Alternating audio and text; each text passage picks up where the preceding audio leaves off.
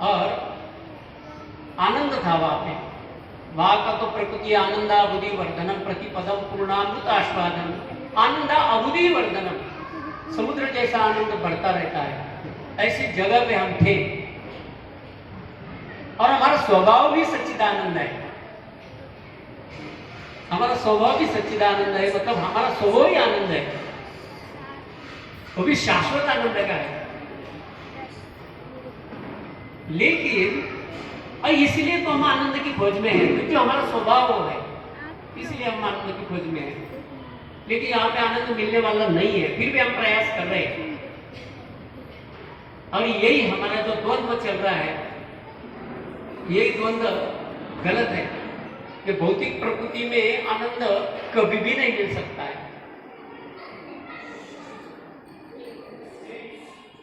जहां दुख है, दुखालय बनाया है, वो कैसे आनंद मिलेगा? वहां पे भगवान ने बोला है दुखालय, वहां पे आनंद कैसा मिला? मिल ही नहीं सकता आनंद।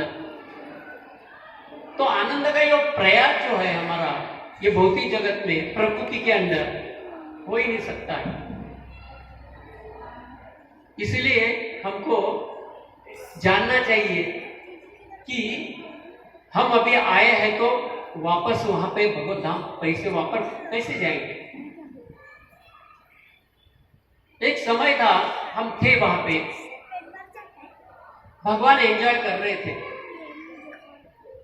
भगवान एंजॉय कर रहे थे वहां पे, भगवान आनंद ही पाते हैं और हम उसका अंश होने के कारण हम भी आनंद पाते हैं। लेकिन ऐसा समय आया कि यह आनंद कैसे भोगते, मैं क्यों नहीं? इच्छा हुई।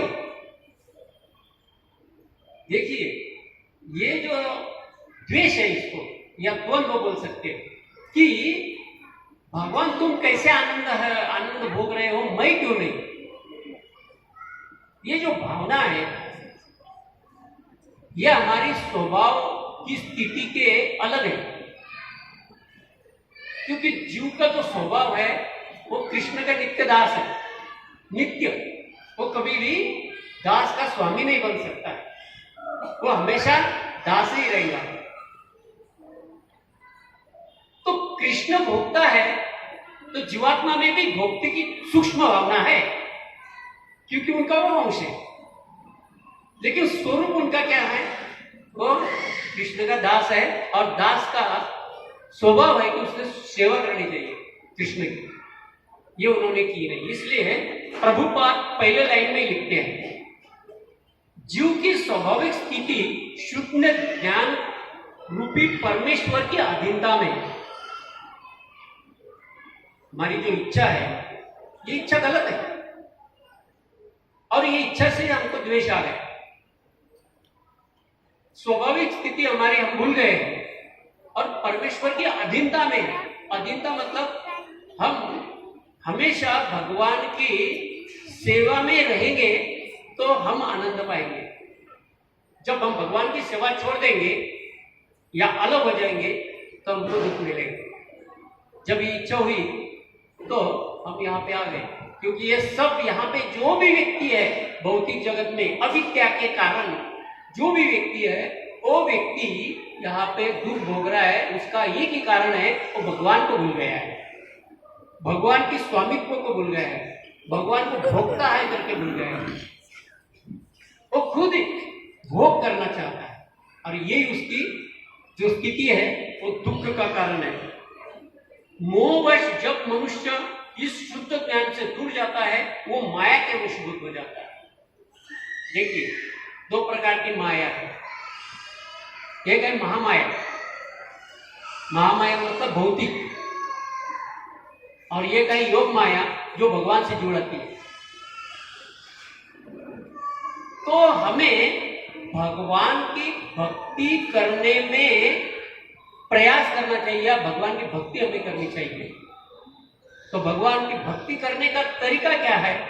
तो भगवान की भक्ति करने का एक ही तरीका दिया है चैतन्य महाप्रभु। इस युग में बहुत भाग्यवान लोग जो है, जो ये कलयुग में जो आए हैं चैतन्य महाप्रभु की अधीनता में जो रह रहे हैं वो बहुत ही भाग्यवान है, जिनका जन्म भारत भूमि हुआ है।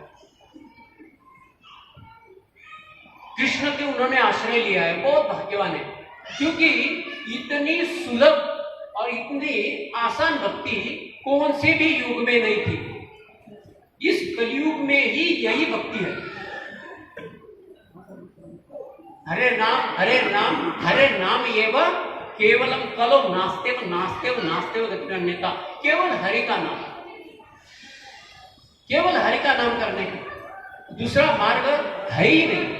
और चैतन्य महाप्रभु ने हमको ये प्रदान किया कि कोई कंडीशन भी नहीं दिया। भगवान तो भी देते हैं, सर्वधर्म परित्यज्य मामेकं शरणं व्रज, तब मैं आपका पाप का नाश करूंगा। लेकिन चैतन्य महाप्रभु बोलते हैं सिर्फ क्या करो, शरण आने का मतलब या मुझे क्या क्या करो, भगवान का नाम का जप करो। हरे कृष्णा कृष्णा कृष्णा हरे हरे, हरे राम राम राम हरे हरे। सिर्फ भगवान का नाम का जप करो। यदि हम भगवान का नाम का जप करते हैं तो भगवान चैतन्य महाप्रभु प्रसन्न होते हैं और हमको ऐसी कृपा प्रदान करते हैं कि हमको वापस, जो भूल गए हम अविद्या के कारण, तो हमको वापस भगवत धाम ले जाते हैं। ये कलयुग का कितना आसान मार्ग है। लेकिन हमारी जो द्वेष भावना है, देखिए द्वेष भावना कैसे प्रकट होती है। एक वेदशिरा नाम का एक व्यक्ति था, साधु था मतलब वहां तो तपस्या करने वाले जो लोग रहते हैं वो ऐसे तामसी लोग के इसमें थे वो। तो एक जगह वो तपस्या कर रहा था तो वहां पे अश्वशिरा नाम का एक व्यक्ति आया और वो तपस्या करने लगा। तब इनको द्वेष आ गया कि ये कैसे यहां पे आए, ये यहाँ पे कैसा है, मैं तो अकेला था इधर। मतलब ये जो वेद शिरा है, ये वेद शिरा वहां पे उनके ऊपर द्वेष करने लगा, क्रोध करने लगा, गुस्सा करने लगा। तब अश्वशिरा और उनमें क्या हुआ, झगड़ा हो गया। झगड़ा होने के बाद में वेद शिरा वहां से निकल गया और अगले जन्म में क्या बना वो, कालिया। ये जो कालिया नाग है, ये पिछले जन्म में कौन था, ये वेद शिरा था। तो उसकी द्वेष भावना पिछले जन्म से आ रही है।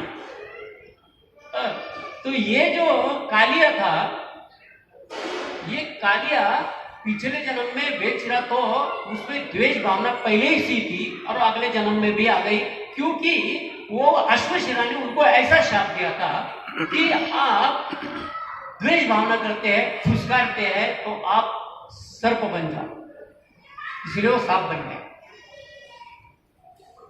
और कालिया नाम। तो ये जो कालिया है, ये वृंदावन में हम देखते हैं कि वृंदावन में कालिया आ गया था। पता है आपको कहां पे रहता था वो वृंदावन में कालिया? कालिया डोह पता होगा सबको। कालिया डोह में रहता था, क्योंकि वृंदावन में जो पेड़ है, पुराने मंदिर है, तो यमुना नदी के किनारे एक अलग सा, उसको डोह बोलते हैं, हिंदी में क्या बोलते पता नहीं, एक डोह है, मतलब यमुना के किनारे है, लेकिन वहां पे उसका अलग सा था डोह। यमुना से टच नहीं था, लेकिन थोड़ा सा अलग था, वहां पे वो रहता था, ये कालिया। और वहां पे जो आग है और बुलबुले हैं वो बाहर आती थी। ऊपर से कोई पक्षी भी जाता था तो मर पड़ता था, ऊपर से कोई भी नहीं जा सकता था। इतना मतलब तूफान, मतलब उन्होंने ये रखा था कि लोग भी, ब्रजवासी भी उनको मतलब तकलीफ हो रही थी कि ये कहां से आ गया करके। इतना मतलब उसके पास गुस्सा था और द्वेष था, तो वो वृंदावन में आया। आपको पता रहेगा वृंदावन में कैसा है, पता रहेगा आपको, क्योंकि वो पहले भी ऐसा करता था। तो ये अपने गरुड़ जी के साथ जब ये ऋषि मुनि अंदर थे, सौबारी मुनि, वो बहुत बड़ी कथा है सौबारी मुनि अंदर थे तो उनको शाप मिला था कि मतलब वो आपको यहाँ से निकलना है, तो वहां से निकल के वो यहाँ पे डोह में आ गया था। और डोह में आके वो द्वेष भावना उसके ऊपर थी और सब ब्रजवासियों को तकलीफ हो रही थी। और तकलीफ जब हुई तब कृष्ण को ये पता चला और कृष्ण आए वहां पे। और कृष्ण ने क्या किया, एक पेड़ था, वो भी 5000 वर्ष अभी भी है वो पेड़, या उसका कोई ये रहेगा, अंश रहेगा, लेकिन वो पेड़ है क्योंकि गरुड़ जी ने उसके ऊपर भी अमृत रखा था, इसलिए वो भी, क्योंकि गरुड़ जी को पता था कि ये आने वाले हैं, भगवान यहाँ पे आने वाले हैं, लीला करने वाले हैं, इसलिए उन्होंने ऊपर अमृत रखा था, इसलिए वो पेड़ का कभी नाश नहीं हुआ। और ब्रजवासी जो थे वो वहां से जाते आते रहते तो उनको भी तकलीफ होती थी। तो भगवान जो है वो गाय चराने के लिए आते थे, ब्रजवासी को चराने आते थे। तो एक दिन ऐसा हुआ कि वो विष से और अपनी गाय गई वहां पे, तो उन्होंने भी जब पानी पिया तो सब मर गई, ब्रजवासी भी सब बेहोश पड़े, जैसे मृत्युवत हो गए सब। तब कृष्ण वहां आए और कृष्ण ने दृष्टि डाली, तब गाय ब्रजवासी सब में प्राण आ गया। और प्राण आने के बाद में भगवान ने देखा कि अभी ये कालिया को हमको देखना पड़ेगा। तो वो पेड़ पे भगवान चढ़ गए, कदम्ब का पेड़ है बहुत बड़ा, वहां पे चढ़ गए ऊंची शाखा पे। और वहां पे वो कैसे क्या कर रहे थे, उन्होंने बहुत सारा ऐसा ये किया, क्या बोलते हैं उसको, नृत्य किया। वे आता मराठीत सांगतो थोडंसं पैलवान कसे असतात, तर पैलवान कसे कुस्ती खेळताना अगोदर दंड ठोकतात, हे करतात ते करतात। हिंदी में कैसे बोलेंगे पहलवान कैसा करता है? क्या हमारा पता है समझ गए ना आप लोग?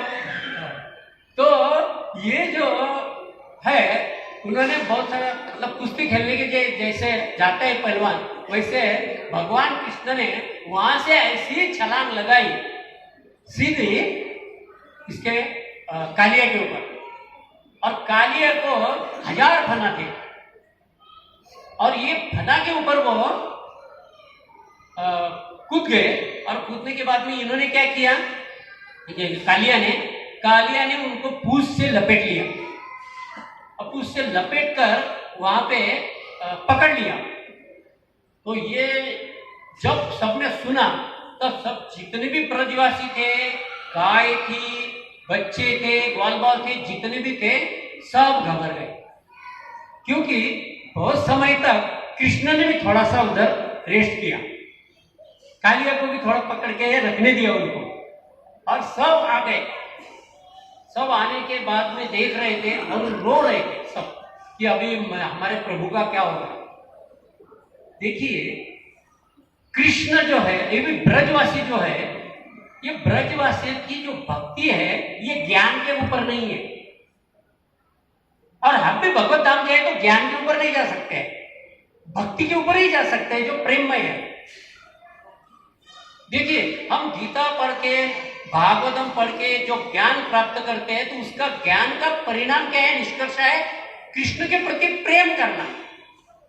जब ये प्रेम उत्पन्न हो जाएगा तब हम भगवत धाम वापस जा सकते हैं, ज्ञान के ऊपर नहीं। हम कैसे कैसे जाएंगे ये हमको पता होगा तो हम वहां पे रहने के लायक नहीं रहेंगे। ब्रजवासी ये तो लाइक गोलोक, ब्रजवासी ब्रज धाम मतलब गोलोक ही है। वहां पे यदि जाना है तो हमको वो प्रेम करना पड़ेगा जो ज्ञान के ऊपर है, कभी मृत नहीं होने वाले।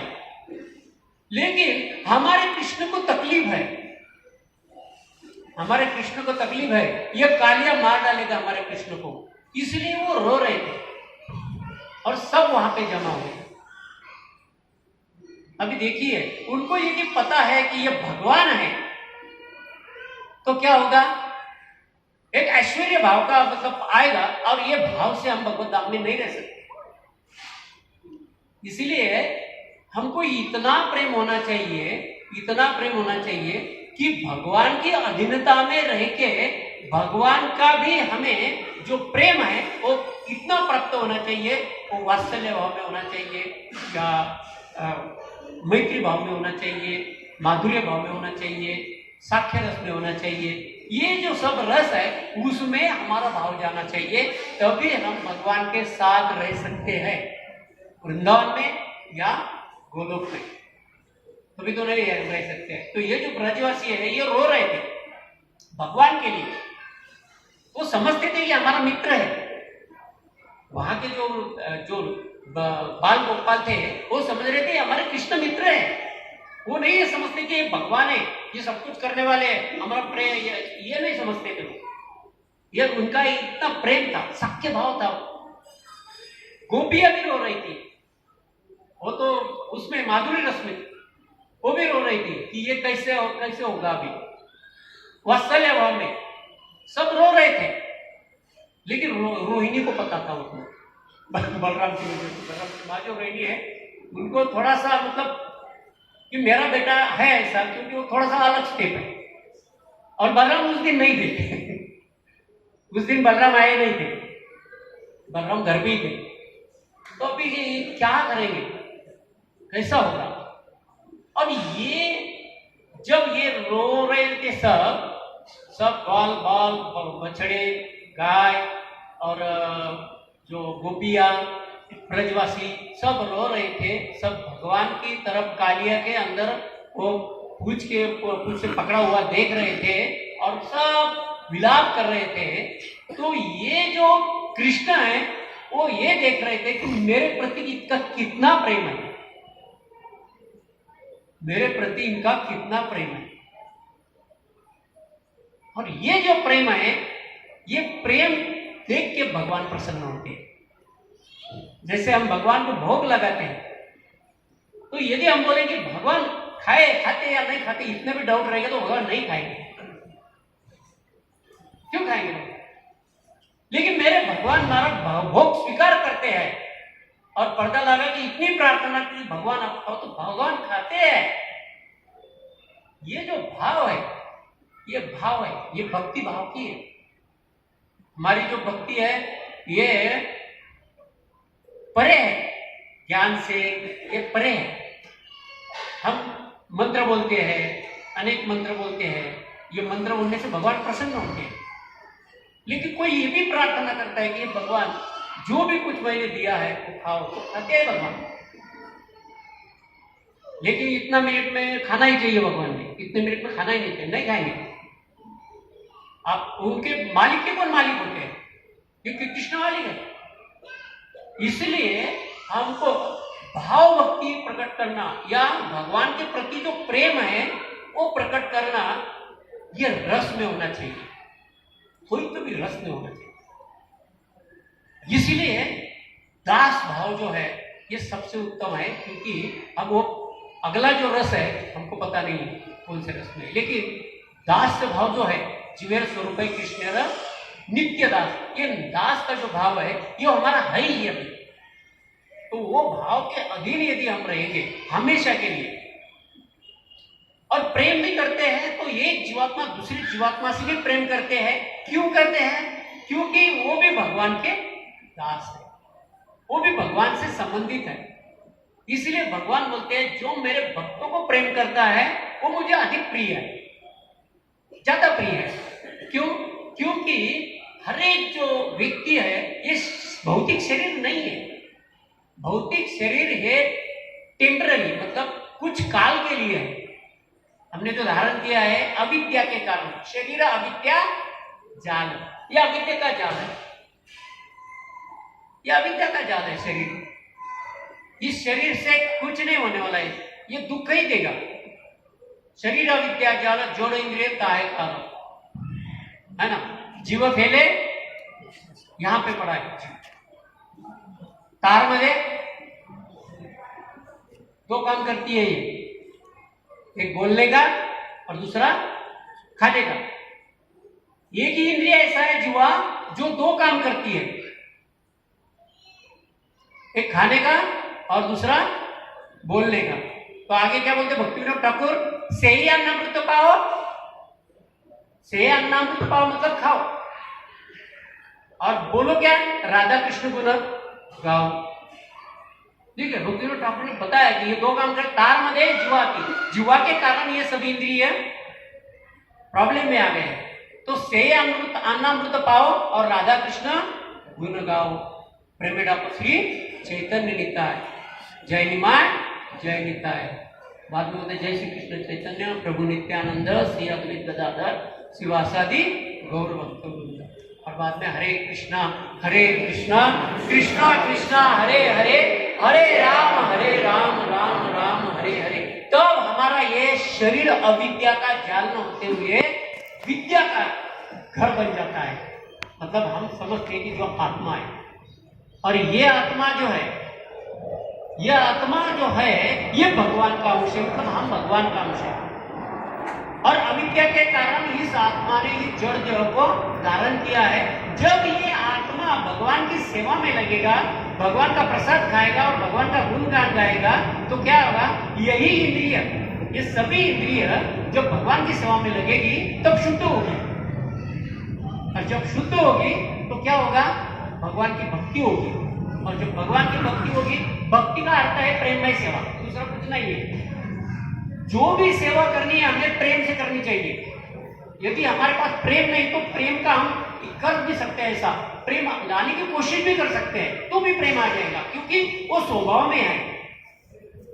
हमारे स्वभाव में प्रेम है, लेकिन हम नहीं ला पाते हैं। लाने का प्रयास यदि करेंगे तो भी आएगा।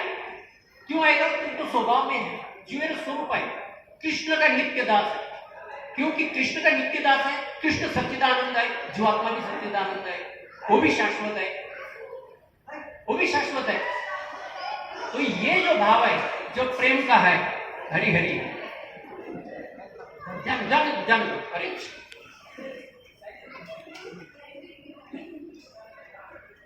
तो देखो कृष्ण की कथा चल रही तो वो भी आ गई। तो गाय बछड़े सब ये सब रो रहे थे वहां पे, और कृष्ण ने पकड़ा रखा, मतलब कृष्ण उनके पकड़ में थे। कभी मैं हिंदी में प्रवचन नहीं देता, ज्यादा मराठी में ही देता हूँ, लेकिन सब बोल रहे थे हिंदी में, तो इसलिए मैं हिंदी में बोला। तो क्षमा करना, कुछ गलती हो गई। तो पकड़ में थे, तो पकड़ में ये कृष्ण अपने भक्तों का जो प्रेम है वो देख रहे थे, और इसी प्रेम से भगवान प्रसन्न होते हैं। और बाद में कृष्ण ने क्या सोचा कि ज्यादा देर तक इनका दुख नहीं देखा, तो बाद में बाहर आ गए। बाहर आ गए और बाद में उन्होंने सही फाइटिंग चालू कर दी। और फाइटिंग में क्या थी, उनकी जो हजार खाना थे उसके ऊपर वो मार रहे थे, सर के ऊपर, उसके ऊपर मार रहे थे। इतने मार रहे थे कि वो जो कमल जैसा जो उनका चरण है वो वज्र जैसा कठोर हो गया। देखिए, भगवान भक्तों के लिए चरण कमल है, लेकिन वही राक्षसों के लिए क्या है, वज्र के समान है। और वज्र के समान वो होने के कारण वो कालिया जो है वो रोने लगा, उसके आंख में आंसू आ गए। और इतना उसको पीट रहे थे, इतना पीट रहे थे कि पूरा वो थक गया। और थकने के बाद में वहां पे उनकी जो पत्नियां हैं कालिया की, वो आ गई और वो प्रार्थना कर रही थी। इतनी प्रार्थना कर रही थी कि हे कृष्ण, मेरे पति को बचाओ, मेरे जो पति है इनको माफ करो, क्षमा करो। क्यों? क्योंकि उसकी जो पत्नियां थी वो भक्त थी, तो कालिया की जो पत्नियां थी वो भक्त थी। वो प्रार्थना कर रही, भागवत में यदि पढ़ेंगे तो वो उनकी पत्नियों की प्रार्थनाएं बहुत है, वो स्तुति कर रहे हैं भगवान की, कृष्ण की स्तुति कर रहे हैं। और स्तुति करते करते करते भगवान प्रसन्न हो गए और कालिया को बोला कि तू यहां रहने का नहीं, इस डोर में रहने का नहीं।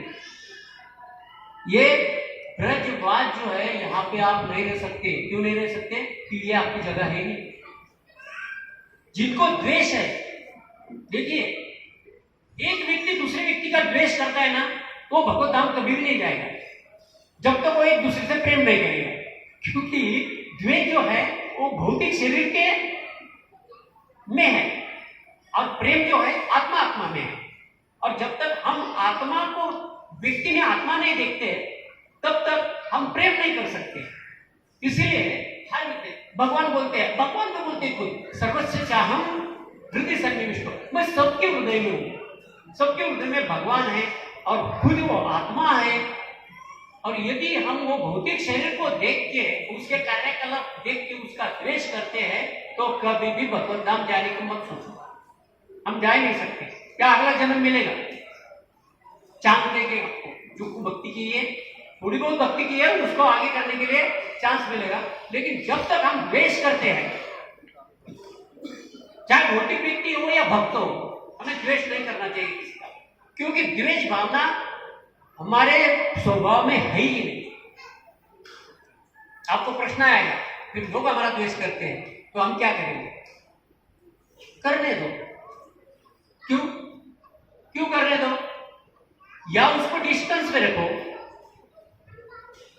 हमारा जो डिस्टेंस है, डिस्टेंस मतलब जो अंतर है, उस पे रखो। यदि हमको धाम जाना है और यदि हम द्वेष करके यहाँ आए हैं, हमारी इच्छा से हमको मतलब भगवान ने हमको भेजा है और हमारी इच्छा से हमने द्वेष किया है और हम यहाँ पे आए हैं, और यहाँ पे यदि हम वही करते रहेंगे तो हम कभी भी भगवत धाम नहीं जा सकते हैं।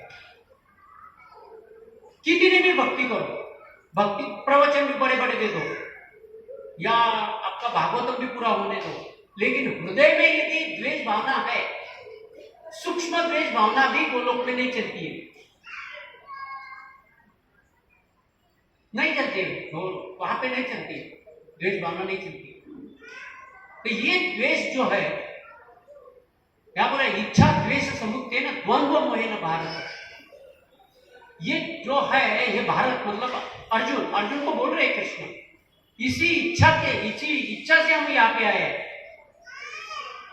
ये मतलब ये शत्रु विजेता समस्त जीव जन्म लेकर इच्छा या घृणा से उत्पन्न दोनों में मोहग्रस्त होकर मोह को प्राप्त हो चुके हैं। ये मोह है, मोह के कारण, और यही मोह है। देखिए हमारी इच्छा है प्रेम करने के भगवान के ऊपर, हम भगवान से प्रेम करते हैं और उसकी जो दास है जीवात्मा है उसको द्वेष करते हैं, तो भगवान को कैसे पसंद आएगा? इसलिए हमें हर जीवात्मा पे प्रेम करना चाहिए, कोई भी हो।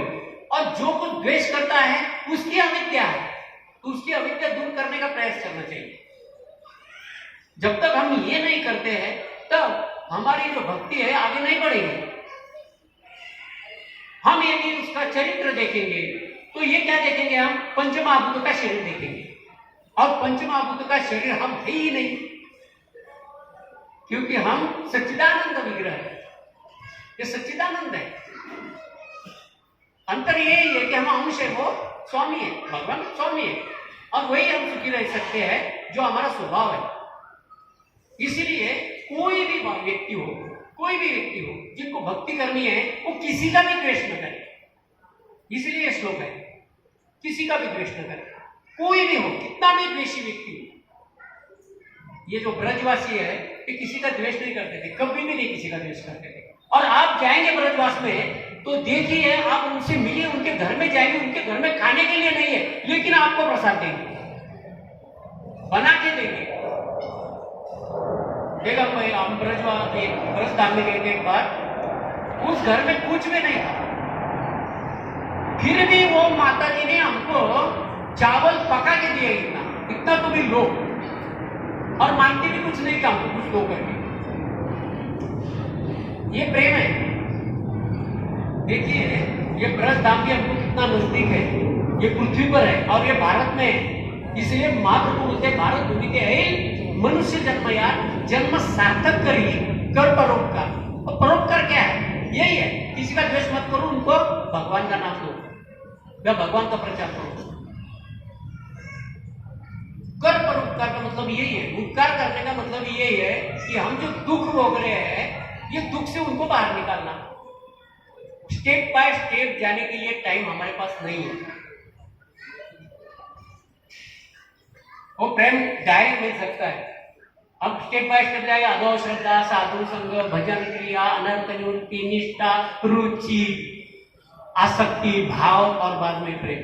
डायरेक्ट प्रेम दिया है कृष्ण ने, हरे कृष्णा कृष्णा कृष्णा हरे हरे, हरे राम राम राम हरे हरे। इसमें सब कुछ आ गया, पूरा प्रेम है, ये महामंत्र में सब कुछ बताया है।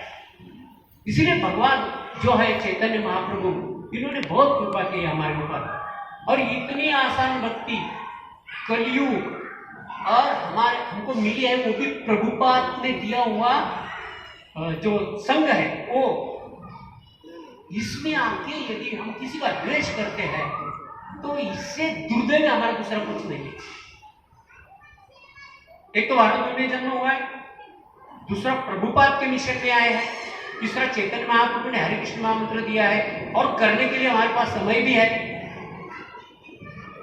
घर में अर्चा विग्रह है, भक्तों का संग है। इतना सारा होके भी हम यदि किसी व्यक्ति से द्वेष करते हैं तो इसका मतलब क्या है? हम भगवान से द्वेष करते हैं। देखिए, ये उंगली क्या है? मेरे शरीर का अंश है, वैसे ये जीवात्मा जो है ये भगवान का अंश है। समझ रहा है? ये उंगली मेरे शरीर का क्या है? अंश है। वैसे जीवात्मा जो है वो किसका अंश है? भगवान का अंश है। यदि हम भगवान द्वेष से अपने जीवात्मा से द्वेष करते हैं तो हम किसको द्वेष करते हैं? भगवान का द्वेष करते हैं, भगवान का द्वेष करते हैं। और धीरे धीरे क्या होता है? भगवान से हम अलग हो जाते हैं, धीरे धीरे अलग हो जाते हैं, और वो मोह में आ जाते हैं। और वो मोह में क्या होता है? मोह में क्या होता है? अविद्या आ जाती है, और अविद्या में बहुत अच्छा लगता है। और स्वामी बनने के लिए हम क्या करते हैं? स्वामी बनने का प्रयास करते हैं। जो व्यक्ति इस जगत में, भौतिक जगत में दास न बन के भक्ति में आके ना, भक्ति में आके दास न बन, चाहे भक्ति में अध्यक्ष का पद क्यों ना हो, वो सेवक होता है। जो भी अध्यक्ष है वो क्या होता है? सेवकों का सेवक, दास दास दास अनुदास। हम हमारे गुरु के प्रवचन में हमेशा सुनते हैं, तृणादपि सुनिचेन तरोरपि सहिष्णुना अमानिन मानदेन कीर्तनीय सदा हरि। मतलब हरि का कीर्तन यदि हमको करना है तो 3 क्वालिटी होनी चाहिए। घास से नम्र, घास कभी भी कैसा रहता है? नम्र रहता है। तो हमें वो नम्रता है क्या? हम हमेशा ऐसा रहते हैं क्या? नम्र बात करते समय रहते हैं क्या? दोनों की सहिष्णुता मतलब वृक्ष को आप कितनी भी तकलीफ दो, वो कुछ बार मतलब हमको प्रतिकार नहीं करता है, तो वो क्या है? सहनशील है। वैसे ही हमको कोई द्वेष करेगा, हमारा कोई तकलीफ दे हमको, तो हम सहन करना चाहिए। क्यों सहन करना चाहिए? वापस भगवत धाम जाना है, इसीलिए वापस भगवत धाम जाने का है, वो सहन करे। यहाँ पे सहन करना दूसरा उपाय नहीं है। तरोपि सहिष्णुना अमानिन मानदेन मतलब क्या? खुद मान की अपेक्षा ना करके दूसरे को मान देने का। दूसरे को मान देने का मतलब क्या है? हम हर जीवात्मा को भगवान का एक दास समझ के मान देना कि ये भी भगवान का एक भक्त है, चाहे वो भौतिक हो या आध्यात्मिक हो। भौतिक हो उनको मालूम नहीं है वो दास है, लेकिन हमको तो पता है वो दास है। यदि किसी व्यक्ति को पता है कि हर एक जीवात्मा में भगवान रहते हैं, भगवान जीवात्मा के साथ भगवान रहते हैं, तो वो कभी भी द्वेष नहीं करेगा। क्योंकि कोई प्रेत का कोई द्वेष करता है क्या?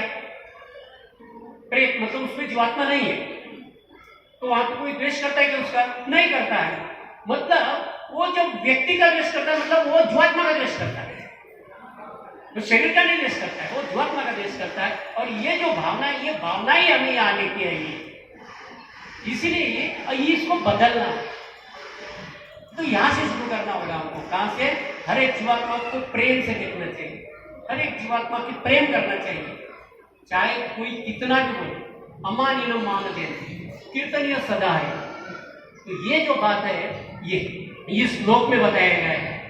हाँ, तो कृष्ण जो है यहाँ पे जब उनको मारते हैं तो उसके जो पत्नियां हैं वो प्रार्थना करके उसको छुड़ाती है, और तब भगवान बहुत प्रसन्न हो जाते हैं कि प्रार्थना से भराव जुआ, मतलब जितने भी ब्रजवासी है वो ब्रजवासी वापस आ जाते हैं।